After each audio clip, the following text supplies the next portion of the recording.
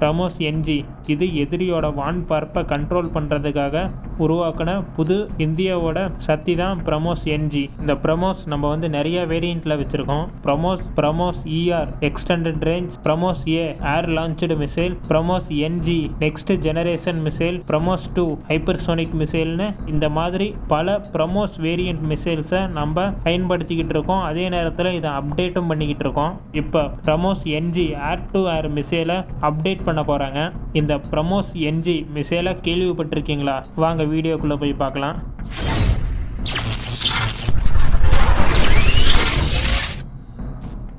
இது சாதாரண ஏவுகணை இல்லை, வானிலிருந்து வானுக்கு பாயும் அதிசயமான அடுத்த தலைமுறை ஏவுகணை. இது பிரமோஸ் ஏரோஸ்பேஸோட முன்னாள் CEO பிரமோஸ் NGயை ஏர் டு ஏர் வேரியண்டா மாற்ற முடியும்னு சொல்லியிருக்காரு. இப்போ பிரமோஸ் NGயை ஏர் டு ஏரா மாத்திட்டோம்னா இதோட டார்கெட் என்ன? இதோட டார்கெட் போர் விமானங்களா, இல்லை இது இன்னும் மோசமான டார்கெட்டை குறிவைக்குதா? இது யாரை குறிவைக்குன்னு வாங்க பார்க்கலாம். பிரமோஸ் NGயோட டார்கெட் AWACS விமானங்கள், airborne early warning control unit, எரிபொருள் நிரப்பும் விமானங்கள், பெரிய போக்குவரத்து விமானங்கள். இந்த மாதிரி பெரிய டார்கெட்டை தான் கைஸ் பிரமோஸ் NG அடிக்கும். இந்த மாதிரி விமானங்களை வந்து பயன்படுத்தாம ஒரு நாடு வந்து ஒரு போரை நடத்தவே முடியாது. போர்க்களத்தில் வந்து முக்கியமான விமானங்கள் இதெல்லாம் செயல்பட்டாதான் ஒரு ஃபைட்டர் ஜெட்டை வந்து நம்ம பயன்படுத்த முடியும். இப்போ இந்த பிரமோஸ் NGயோட செயல்திறனை பற்றி பார்க்கலாம். இதோட வெயிட் மட்டும் 1.3 டன் இருக்கும்.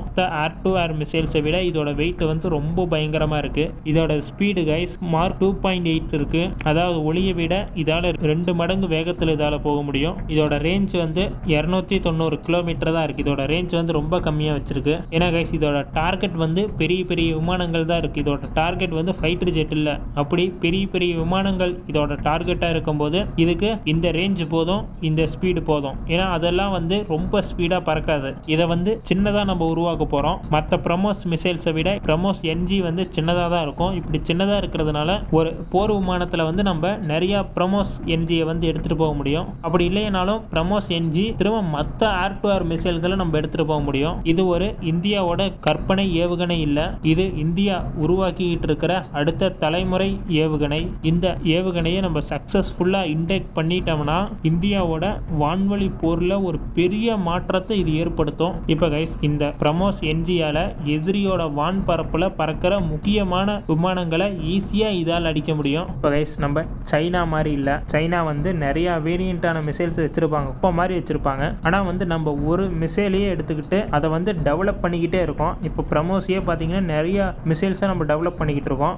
ஓகே, அப்படி இருக்கும்போது நம்ம சைனாக்கு ஈக்குவலாக வந்துட்டோமான்னு கேட்டிங்கன்னா அது இல்லை கைஸ். சைனா வந்து அமெரிக்காவையும் மிஞ்சி போய்கிட்டு இருக்காங்க. என்ன டெக்னாலஜியில் அமெரிக்காவை மிஞ்சி போகிறாங்கன்னா ஒரு வான்பரப்பில் போய் அவங்க வந்து நியூக்ளியர் வெப்பனை வைக்கிற அளவுக்கு வந்து அவங்க டெக்னாலஜி வளர்ந்துகிட்டு இருக்கு. அதாவது நம்ம ஒரு ICBM வழியா வந்து நம்ம நியூக்ளியர் வெப்பனை வந்து லான்ச் பண்ணோம்னா ஒரு மிசைல் வழியா அது வந்து ஈஸியாக நம்ம இன்டர்செப்ட் பண்ணிடலாம். இன்டர்செப்ட் பண்ண வாய்ப்பு இருக்கு. அதே வந்து ஒரு ஸ்பேஸ்ல இருந்து ஒரு நியூக்ளியர் வெப்பனை லான்ச் பண்றாங்கன்னா அதை வந்து இன்டர்செப்ட் பண்றது ரொம்ப கஷ்டம். இப்போ கைஸ் இந்த டெக்னாலஜி போட்டியில தான் வந்து ரஷ்யா, அமெரிக்கா, சீனா எல்லாரும் வந்து போய்கிட்டு இருக்காங்க. சீனா வந்து கொஞ்சம் முன்னாடி இருக்காங்க. ரஷ்யா தான் முன்னாடி இருக்கணும், ரஷ்யா தான் முன்னாடி இருப்பாங்க. ஆனால் வந்து இந்த உக்ரைன் ரஷ்யா போர் வந்ததுனால ரஷ்யா வந்து இந்த டெக்னாலஜியில் கொஞ்சம் பின்தங்கி போயிட்டாங்க. ஓகே, இந்த BrahMos NG air to air மிசைலை பற்றி நீங்கள் என்ன நினைக்கிறீங்கன்னு கமெண்ட் பண்ணுங்கள். இந்த வீடியோ பிடிச்சிருந்தா லைக், ஷேர், சப்ஸ்கிரைப் பண்ணுங்கள். அடுத்த வீடியோவில் பார்க்கலாம். பாய், குட் நைட்.